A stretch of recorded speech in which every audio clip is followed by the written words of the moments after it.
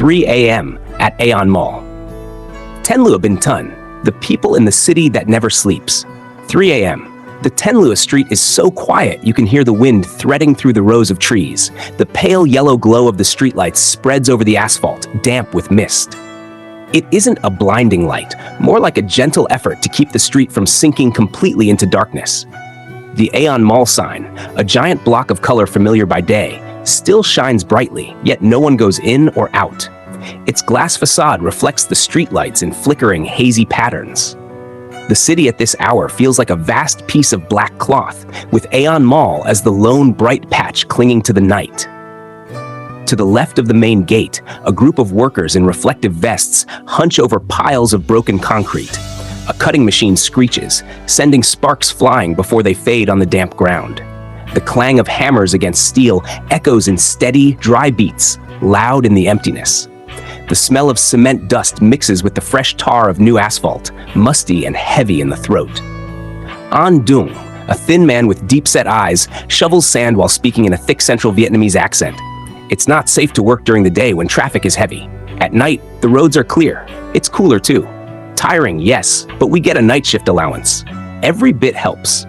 The light falls on his face, sweat rolling down his cheek, merging with white dust. Nearby, Chi Hoa, in her 30s, sweeps up shards of brick. She says she'll still have to wake early to take her child to school, meaning only a few hours of sleep.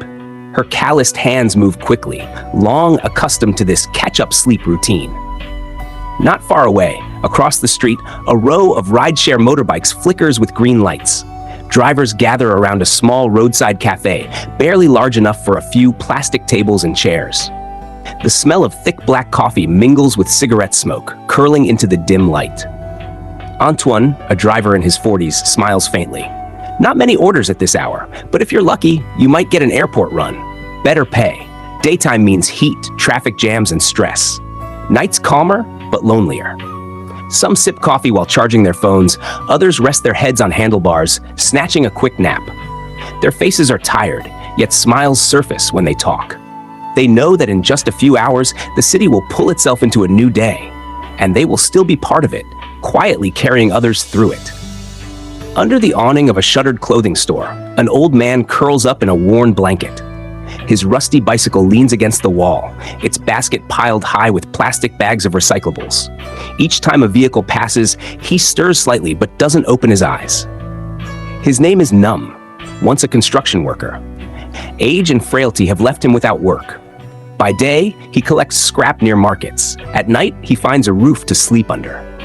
Occasionally, passers-by leave him a packet of biscuits or a bottle of water. He never asks, only accepts with a nod of thanks. In a city of 10 million, there are still those who live almost unseen, existing on the edge of the rush.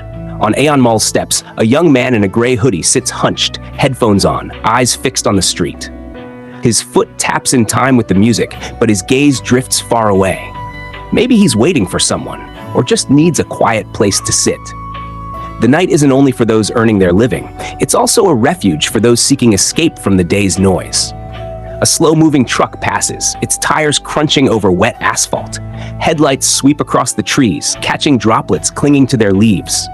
A stray dog darts into the darkness. The night composes its own symphony, not loud, but never truly silent. A little further away, a 24-hour cafe glows warmly.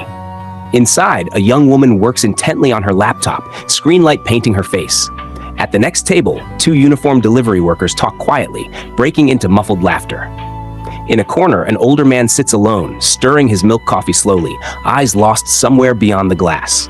Each has their own reason to stay awake, but together, they form part of the tapestry of this sleepless city. 3 a.m. at Aeon Mall. Tenlua is not the hour for blaring horns or rushing crowds.